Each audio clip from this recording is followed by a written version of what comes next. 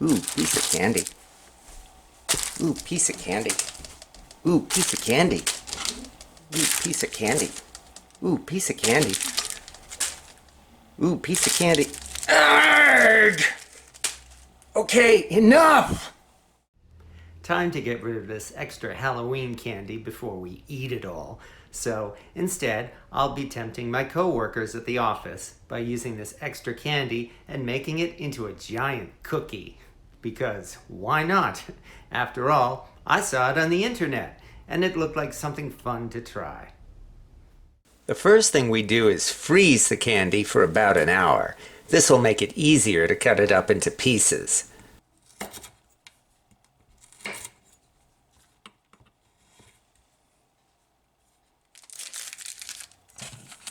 This way, we'll be able to mix it in with a big pile of cookie dough.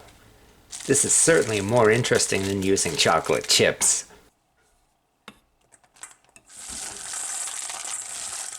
Homemade cookie dough is so easy to make, it's enough to wonder why they bother selling it at the store. For our dry ingredients, we mix together flour with a little salt, baking soda, and I like to use half a teaspoon of cream of tartar to help the cookie stay firm. We whisk it all together to help incorporate air into the batter. It took a while before I learned this is an important step. Next, we prepare our wet ingredients. That starts with mixing together softened butter with brown sugar and white sugar. Using more brown than white sugar will give a more chewy cookie, and of course, that's what everyone likes.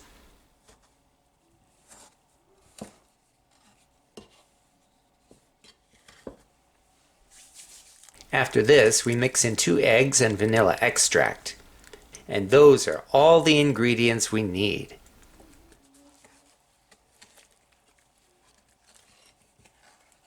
We mix the wet ingredients together thoroughly.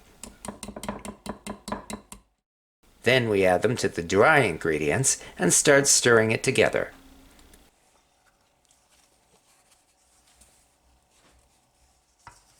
When it seems like the batter is too dry, it's important not to add more liquid.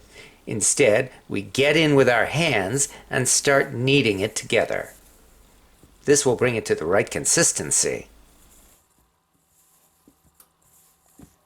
And after only a few minutes, we have a big bowl of homemade cookie dough. And now we get to mix in the candy pieces. Kneading cookie dough is a lot of fun, and you really need to try this yourself. Once everything is mixed together, it's time to bring out a huge cast iron skillet. To really make this a garbage cookie, we're greasing the pan with margarine to keep the cookie from sticking. All we have to do now is place the cookie dough into the pan and press it out to fill the entire pan. Even though this is a 15-inch pan, there's still plenty of dough to fill the entire pan.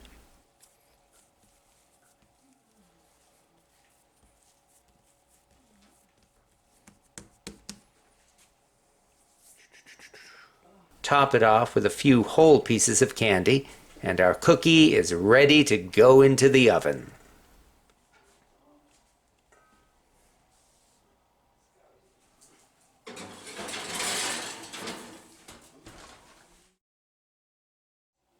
Stuffed with enough candy to give a sugar rush to an entire classroom of kids, here is a giant 15-inch cookie baked in a vintage cast iron skillet.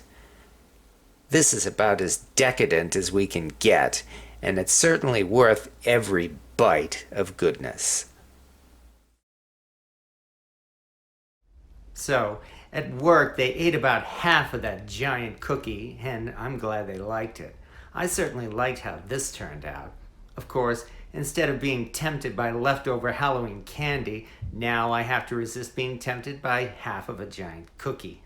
Now I'm in even more trouble than when this started. But don't worry, I'll think of something.